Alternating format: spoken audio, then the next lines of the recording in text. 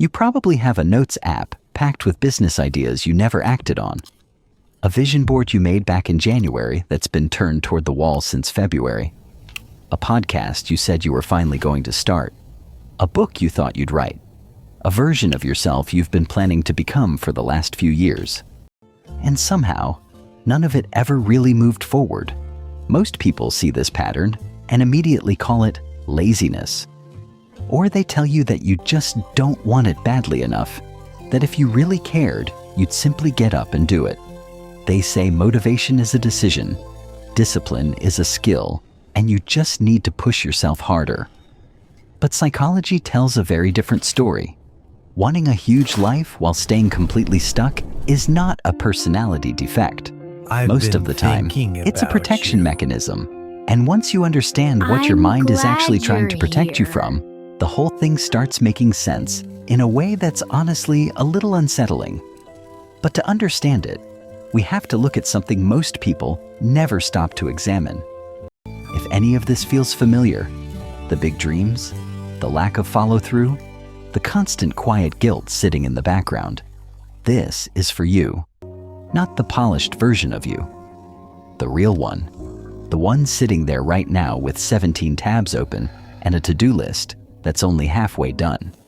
Because there's a reason your brain keeps doing this. When you picture your dream, the business, the move, the creative thing you want to build, your brain reacts to it almost like it's already happening. In neuroscience, this is called mental simulation. And this is where things get really interesting. The emotional reward you get from imagining success is real. Your brain releases dopamine. You actually feel good.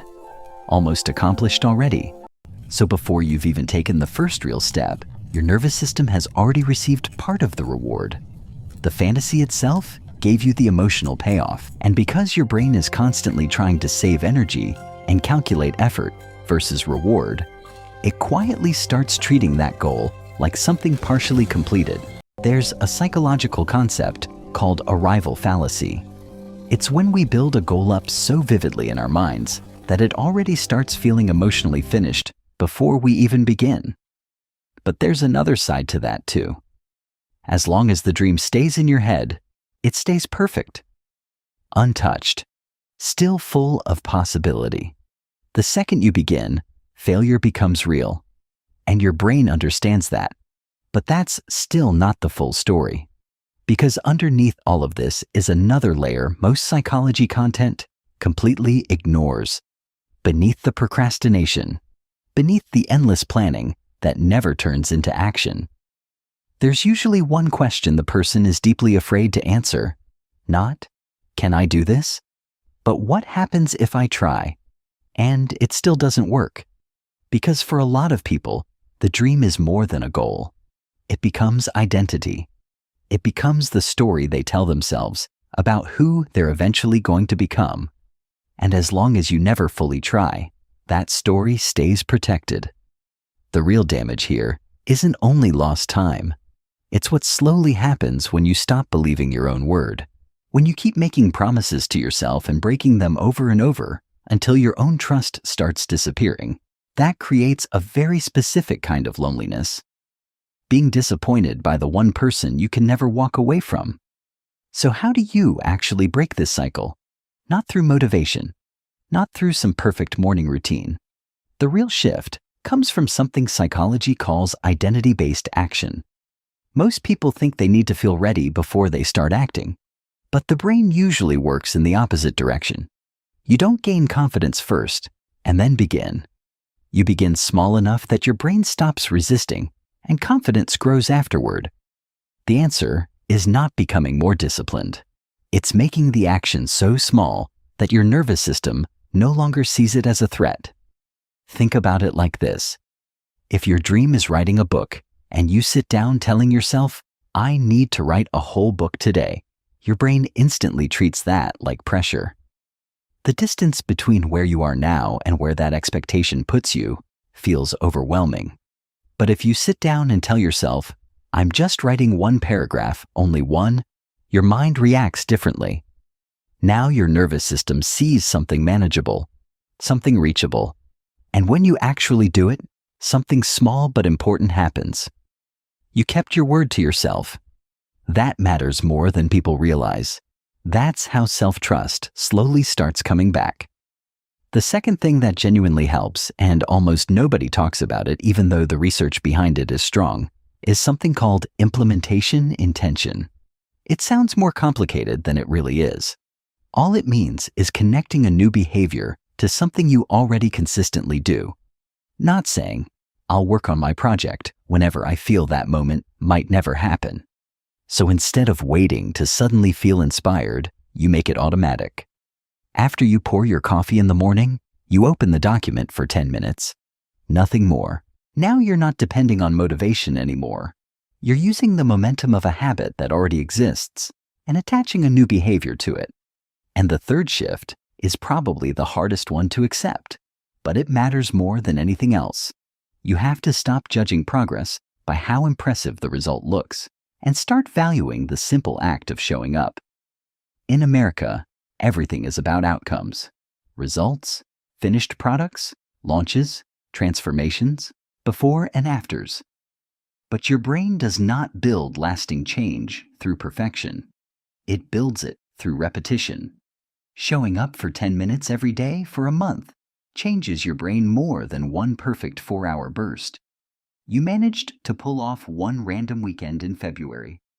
And honestly, the culture around this makes everything worse. The hustle mindset constantly pushes the idea that if you're not moving quickly, you're already falling behind. Social media only feeds that feeling. You see the success post, the revenue screenshot, the big announcement that someone quit their job to chase their dream. What you never see are the hundreds of quiet days that came before it. The boring days, the uncertain days, the days where nobody clapped for them. That disconnect between what people show and what real progress actually looks like is quietly damaging a whole generation of people who think they're failing, when in reality, they're just starting.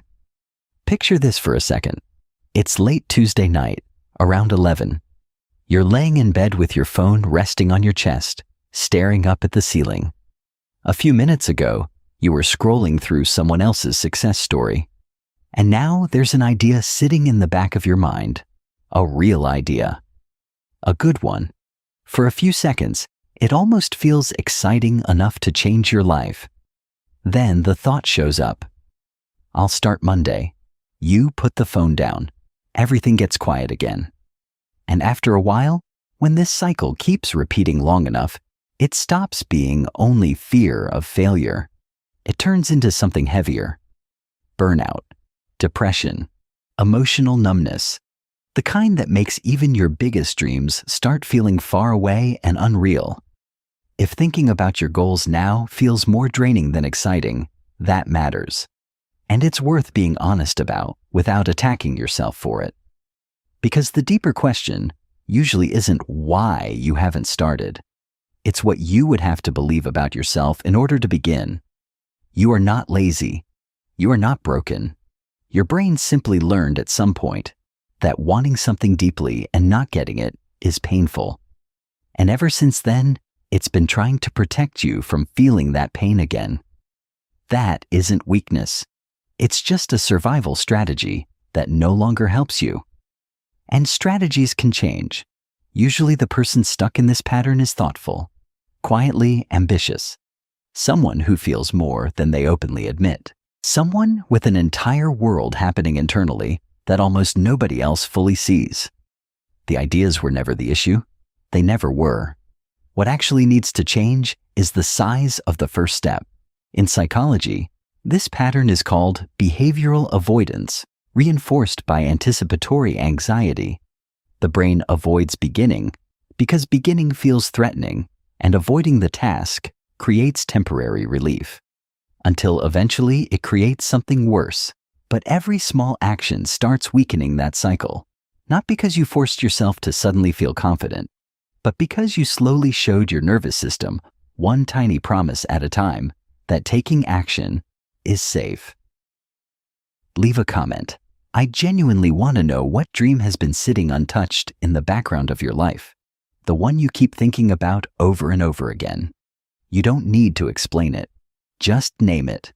And if this kind of psychology, honest, practical, straightforward, is what you've been looking for, subscribe so you don't miss what's coming next.